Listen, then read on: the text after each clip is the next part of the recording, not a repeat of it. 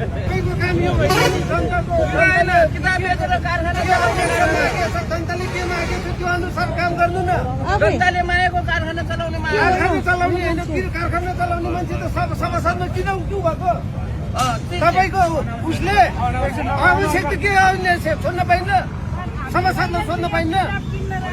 कहिले सोध्ने त को आउनुहुन्छ हाम्रो घरमा सोध्नलाई किताब बेच्ने उसको काम होइन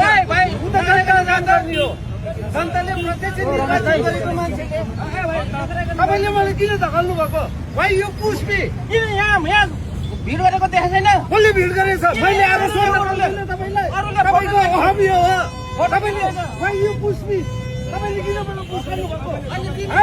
मैले पुस गरेँ भने तपाईँको हालत के होला तपाईँ मात्रै हुने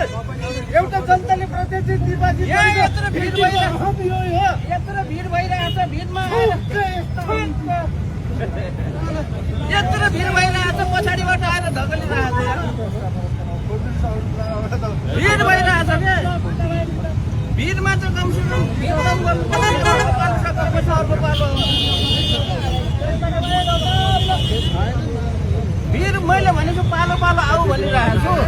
एउटाको पालो सकिएपछि अर्को आउने अर्को पालो सकिएपछि अर्को आउने हो